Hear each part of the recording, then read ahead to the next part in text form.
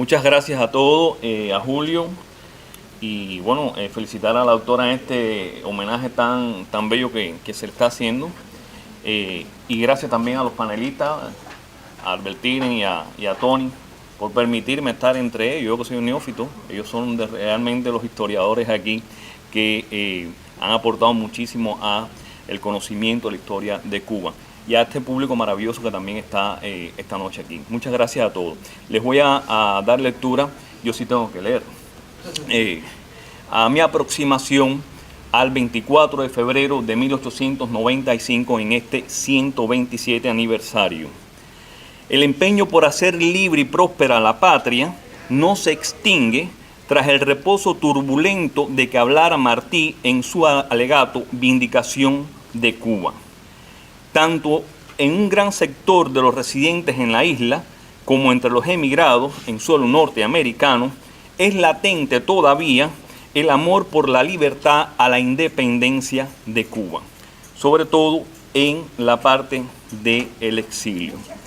El 24 de febrero de 1895, Cuba entra en una nueva etapa de guerra. Atrás quedan la desaveniencia entre Martí, Gómez y Maceo, cuando el Plan San Pedro Sula de 1884. La prédica martiana lograba juntura en la diversidad del exilio. La emigración cubana se entusiasmaba con la idea de volver a sus casas, a sus barrios, mientras que el ambiente en la isla lo rige fundamentalmente el ímpetu de los jóvenes deseosos por repetir las hazañas del 68. Pero era preciso, sin embargo, que todo esfuerzo estuviera bien coordinado para evitar experiencias como la de Fernandina en el 95, a principios en enero, o las armas del 94 introducidas por Enrique Loinal del Castillo y que fueron entregadas a las autoridades, o peor aún, que reverdecieran los errores que desembocaron en la rendición del Sanjón en la Guerra Grande. Martí realiza una labor extenuante. Su epistolario fue intenso, sus contactos precisos y su concepción de la guerra eficaz, sobre todo para ganarse el respeto y el apoyo de quienes deseaban la libertad de la patria. Para ello, el 10 de abril, como ya se ha mencionado aquí, funda el Partido Revolucionario Cubano, que pronto aúna la voluntad de cientos de cubanos de diferentes tendencias y filiaciones políticas, lo mismo dentro que fuera de la isla, sobre todo fuera de la isla. Sin embargo, también resulta atinado subrayar que en febrero de 1895 la mayoría de la población cubana no quería la guerra, especialmente en las grandes ciudades de centro y occidente, donde muchos abogaban por una Cuba española y otros tanto por el dominio norteño. El país estaba francamente fragmentado.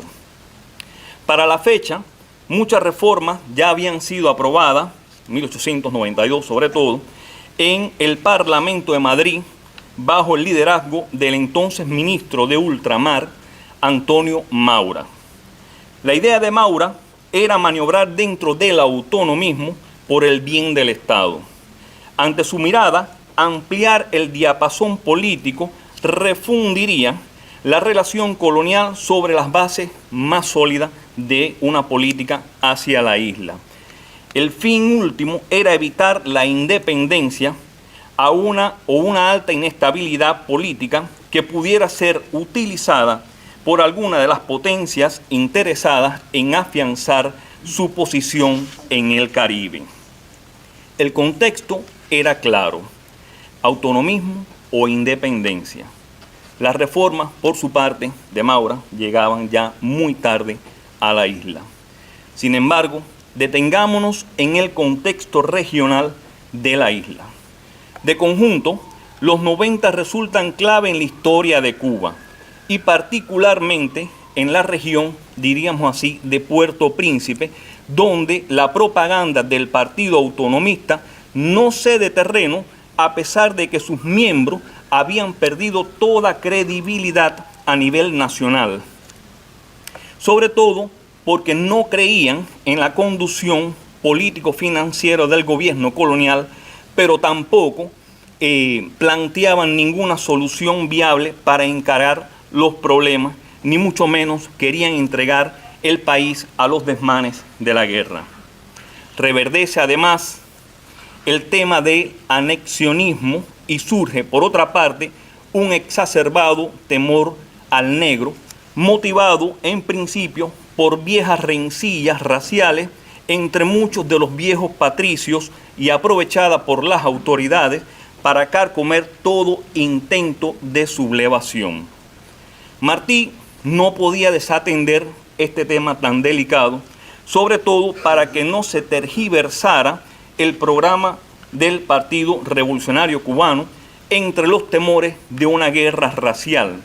Y al respecto consigna en el manifiesto Montecristi dichos temores de modo muy explícito, que no voy a leer aquí por una cuestión de tiempo. Ciertamente, la juntura no se construyó en un día. Para conciliar el programa libertario con la realidad hubo que andarse por atajos insospechados. Y cito unos versos de Martí a la sazón, que dicen así: ¿qué he de hacer yo? Une, prepara, espera, une al negro y al blanco, une al nacido más allá de la mar con el del más acá, y si es preciso, muere. No, no vendas a nadie, no venda su patria al extranjero. Barre a los tercos con su desdén, y si el desdén no barre, de todos modos, bárrelos. La guerra debía de ser un vehículo y no un fin para canalizar personalismos o bajas pasiones. Preocupaba el exceso tendencioso de quienes querían dar a la guerra un carácter ajeno al Partido Revolucionario Cubano. Y es sabido que las instigaciones anárquicas, el sesgo anexionista y la impaciencia de algunos patriotas produjeron los abortos de Puño en abril de 1893, de Laja en 1893, en noviembre también, y el de Ranchuelo en el 94. Para entonces los soldados españoles disiparon aquellos intentos sin mucha novedad. Pero los hechos, especialmente el de Laja, encontraron eco en las inmigraciones y por el gusto del sensacionalismo también en la prensa norteamericana, que produjo informes exagerados e inexactos.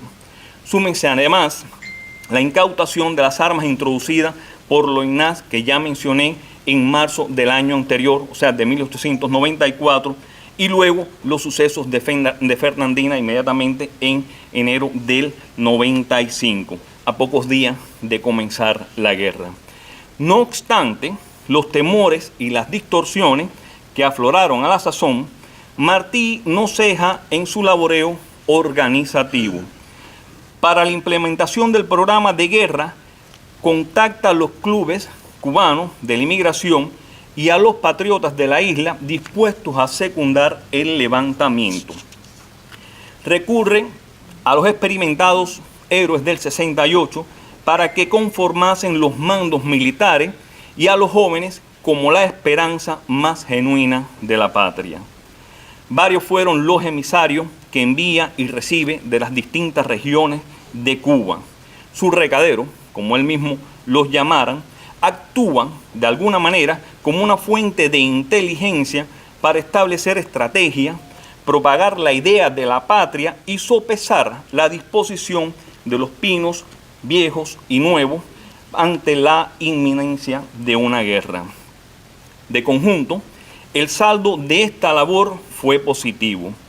A juzgar por los reportes de Gerardo Castellano Llonar, el primero de su recadero, y el testimonio del comandante Alejandro Rodríguez, el escritor Manuel de la Cruz y el joven Arturo Malberti, a los que luego sucedió también Porfirio Batista Barona, todos en función del servicio de inteligencia martiano, a excepción de Camagüey, la isla se alistaba para una nueva contienda.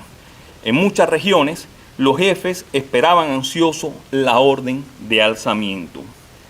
Después del fracaso de Fernandina y la tensión ejercida sobre los jefes comprometidos dentro de la isla, Martí se reúne con José María Maías Rodríguez, delegado de Gómez, y con Enrique Collazo, representando la Junta Patriótica de La Habana, y firman la orden de alzamiento dirigida a Juan Gualberto Gómez en La Habana.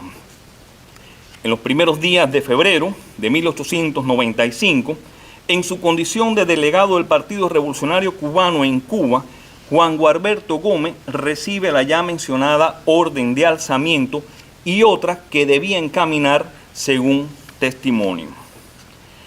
Se les envió esta decisión al ciudadano, y está entre comillas, Juan Gualberto Gómez, y en él a todos los grupos de Occidente, con copia para Guillermo Moncada, residente en Santiago de Cuba, Bartolomé Mazó, radicado en Manzanillo, Francisco Carrillo, localizado en Remedio, y en el Camagüey a Salvador Cisneros Betancourt.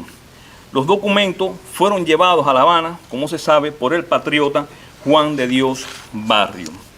La orden en cuestión establecía aspectos muy clave para el éxito de la campaña. Y de esa orden es preciso subrayar los dos primeros resoluciones que dictaminaban: se autorizan, y así dice la orden, se autoriza el alzamiento simultáneo y con la mayor simultaneidad posible de las regiones comprometidas para la fecha en que la conjunción con la acción exterior será ya fácil y favorable, que es durante la segunda quincena de febrero y no antes. En el capítulo 2, o en la capítulo número 2 de la orden, dice: se considera peligroso y de ningún modo recomendable todo alzamiento en Occidente que no se efectúe a la vez en Oriente y con los mayores acuerdos posibles en Camagüey y Las Villas. Apenas recibe la orden, Juan Gualberto Gómez reúne a los coordinados en La Habana y de Matanza, y conviene enviar emisarios a Oriente y Las Villas para ultimar detalles y la disposición sobre la fecha propuesta por el Partido Revolucionario Cubano, que debe ser la segunda quincena de febrero. El joven estudiante Tranquilino Latapier partió rumbo a Oriente a encontrarse con Moncada, con la advertencia precisa de que solo después de obtener la conformidad del general santiaguero podía trasladarse hacia Manzanillo para ver a Mazó. No tuvo problemas. Regresó a la capital con la aceptación de los dos jefes orientales y una interesante propuesta que se adjudica a Quintín Bandera, en la que se fija o se propone la fecha de alzamiento para el 24 de febrero, precisamente porque, según se había comentado, era el primer día de carnaval y las autoridades españolas estarían de alguna manera dispersas y entretenidas en este tipo de festejo, estarían ocupadas en eso.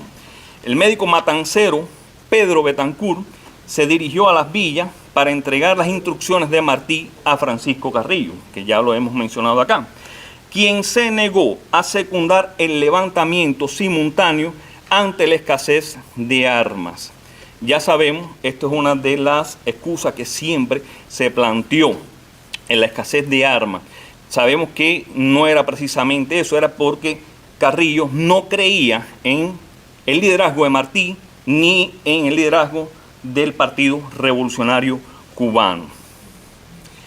Pero al informarle, Pedro Betancourt, que cursa un telegrama para La Habana a Juan Gualberto Gómez, el telegrama pone Carrillo bien.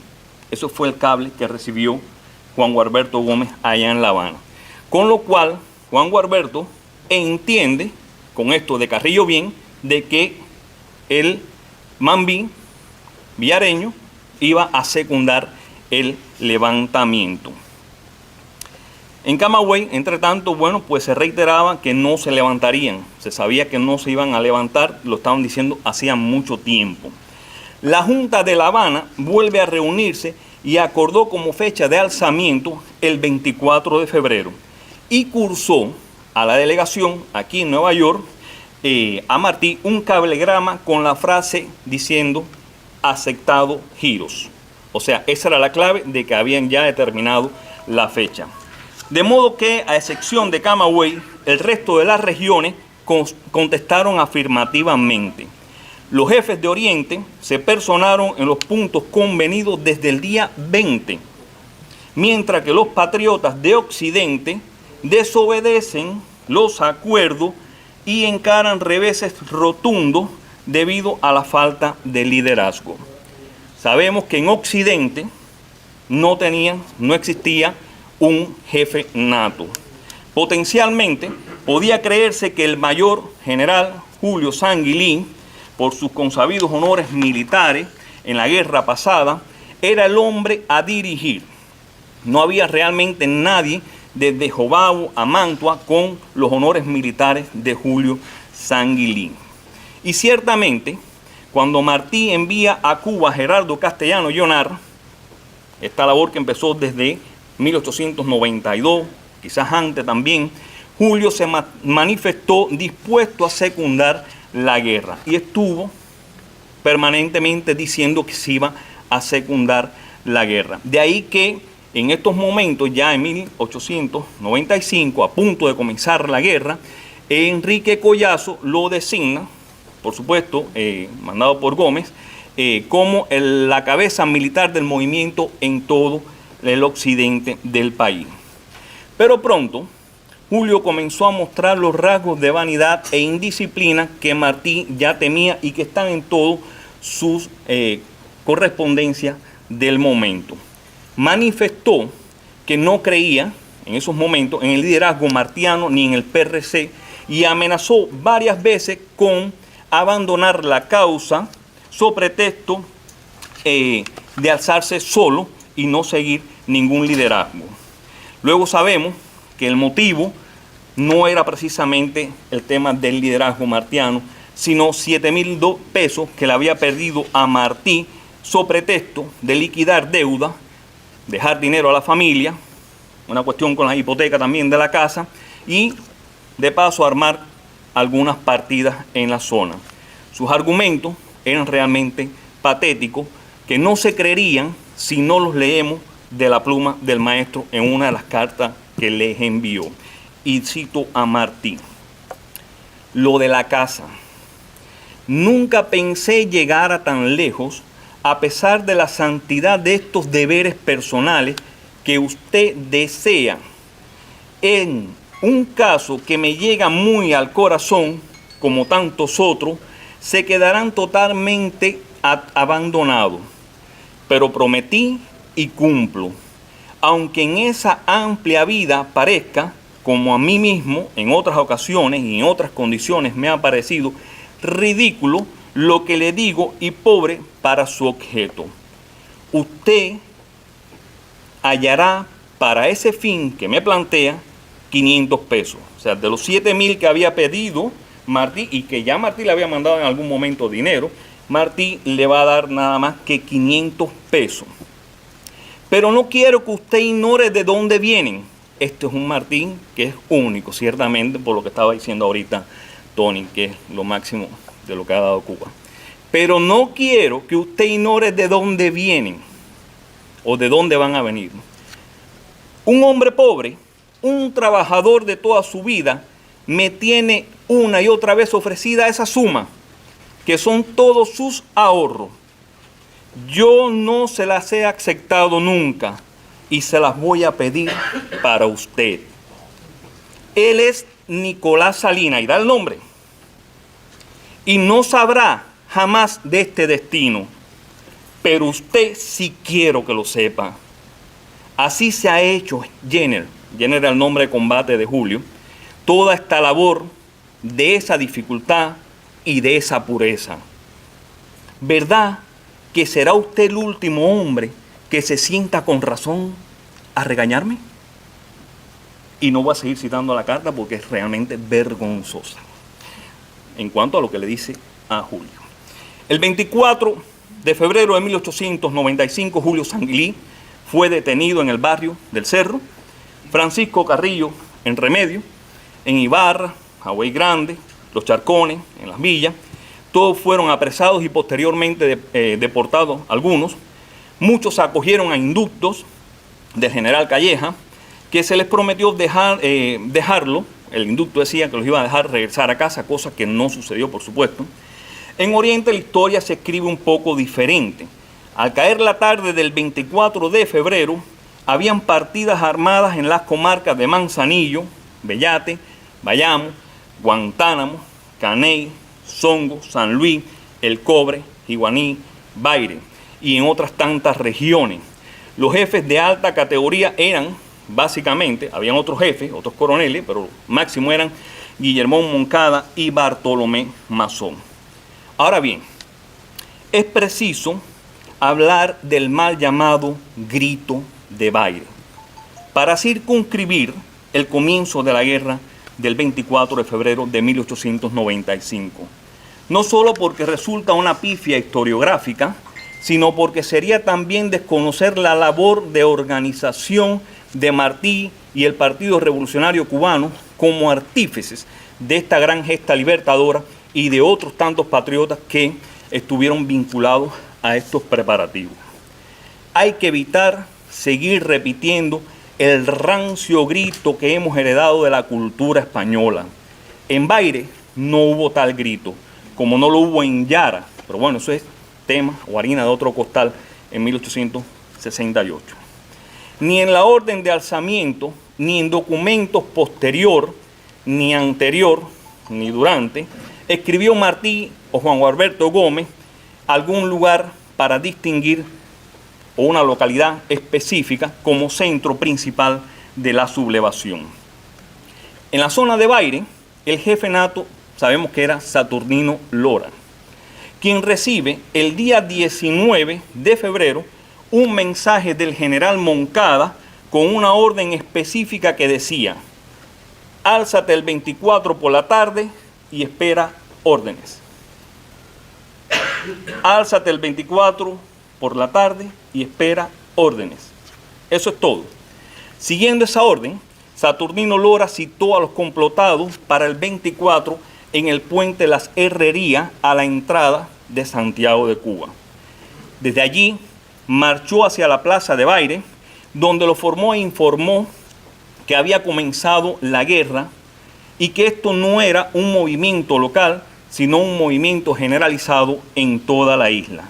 Sacó su revólver, tiró 6 disparos al aire y con las algarabías de Viva Cuba Libre, abajo el gobierno español.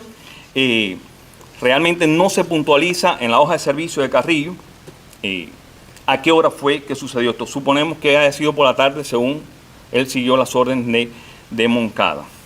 De ahí partieron hacia Jiguaní inmediatamente, entraron a la plaza del pueblo alrededor de las 7:30, por eso es que se supone que haya sido en la tarde cuando se reunieron en el puente de las Herrerías.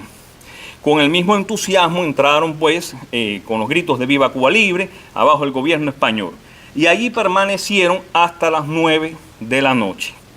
Las tropas españolas estaban acuarteladas en el barrio Jamaica, a escasas cuadras de allí.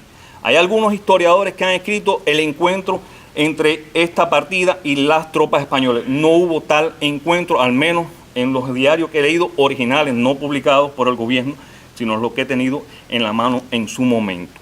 Ninguno habla de encuentro. Tuvieron todo el día, la orden que tenían las tropas en ese momento era todavía, estaban, como diríamos en inglés, en stand-by, esperando órdenes del Estado Mayor. Y de allí entonces, solo entonces, partieron para Baire, de vuelta para la periferia del pueblo, donde se reunieron con otros alzados y se encaminaron desde allí al potrero de la Guerrilla, donde acamparon el día 25, o sea, todo el día 25, donde siguieron después, o sea, en la noche del 24 al 25, y luego siguieron para la finca La Salada, donde finalmente hubo una reunión de jefes y se decidió ir a buscar a el coronel Jesús Rabí a su finca Santa Rita. No es hasta el día 7 de marzo que el general español Jorge Garrich, acampado en Baire, ordena a los coroneles Santosilde y Sibisbulque que atacaran a los respectivos, con sus respectivos regimientos a los campamentos insurrectos que estaban en la periferia. El capitán general Emilio Calleja, a juzgar por el sesgo de los acontecimientos y seguido por los informes de gobernadores militares de distintas partes de la isla, solo atina a suspender las garantías constitucionales el 23 de febrero a través de un bando en el que dice: ordeno y mando. Artículo 1. Se declara la aplicación en el territorio de esta isla la ley del orden público del 23 de abril de 1870. Artículo 2. Las autoridades, tanto civiles como judicial y militar, procederán con arresto a las prescripciones de dicha ley firmada el 23 de febrero de 1895, Emilio Calleja. De modo que para el 24 de febrero, si bien no se logra un levantamiento simultáneo, que ciertamente no ocurrió como se pretendía, Cuba vuelve a la manigua siguiendo los planes del delegado del Partido Revolucionario Cubano. Varias fueron las acciones militares en lo sucesivo, las detenciones, las presentaciones incluso que marcan este periodo inicial. Allí tenemos el alzamiento, como hemos mencionado, de Ibarra, Hawái Grande y los Charcones en Occidente, mientras que en Oriente se suma Santiago de Cuba, Bayate, en el distrito de Manzanillo, Bayamo, Iguaní y Baire, y Guantánamo, donde sí el día 25, tempranito en la mañana, sí hubo encuentro con las tropas españolas directamente acuarteladas. Poco pudo hacer el bando de Calleja y los 200.000 soldados españoles para contener la decisión de un pueblo por luchar por su independencia. La guerra ya era un hecho real. Muchas gracias.